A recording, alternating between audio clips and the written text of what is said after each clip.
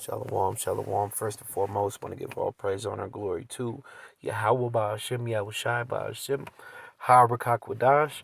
Double honors, of course, to the apostles and elders, a great millstone who rule well. Honors to you, Akim, out there doing this work of truth and sincerity, presenting bodies, living sacrifices to bring out this 144% truth to the hopeful elect that be scattered abroad, the four winds, as well as, of course, a shalom to the hopeful one third, which consists of men, women, and children.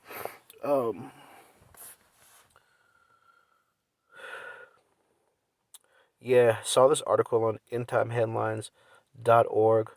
This is this is Esau being Esau, man. It says scientists have just created the first modular body, a living being that isn't alive. You see, and Esau really is just the devil. I'm gonna read a little bit of the article, and this really made me think Isaiah 14 because this is another effort in which you see Esau Edom, aka the Edomite, um, living his true nature, man, being contrary to that which is natural, contrary to that which is righteous and of the Lord, man. He's imputed. The scriptures say that wicked go astray from the womb. So they had never had a chance at any ever being righteous, And this really made me think of Isaiah 14 because Esau really wants to be like the Most High, man. And that's something we have to understand about these Edomites, man. That's a telltale sign of Esau Edom is wanting to be like the Most High, man, and sitting in that seat, man. And he wants to have all power and dominion. And this also, goes right along with, Revelation 13:16, the MOTB, that charagma that's coming soon, man, very soon.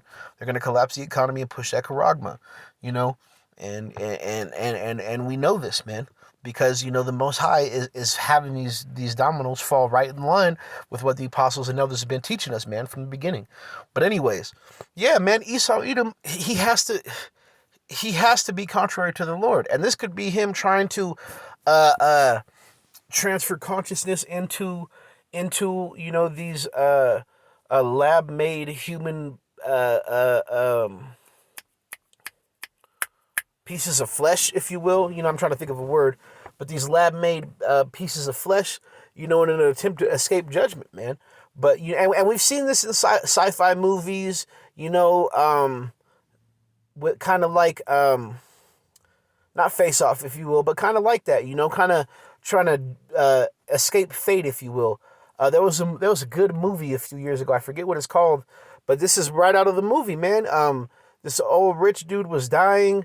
And Ryan Reynolds was in it, I think, the nigga that plays Deadpool.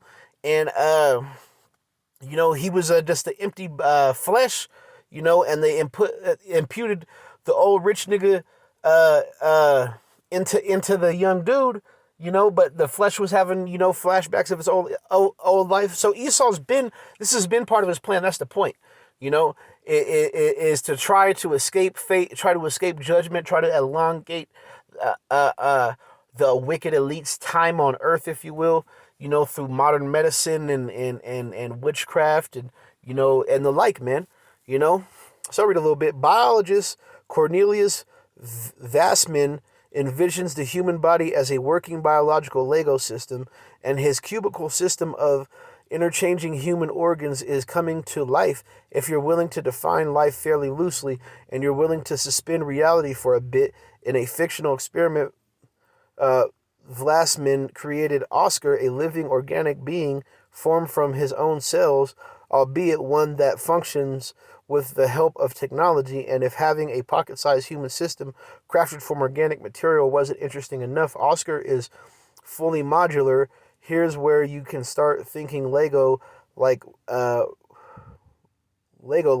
worlds with each part interchangeable to create unique arrangements. And there's a video, which, we don't need to really get into. But the point is, he took, his own cells and created organic flesh that is, essentially alive without a human soul, which only we know the Heavenly Father can give, man.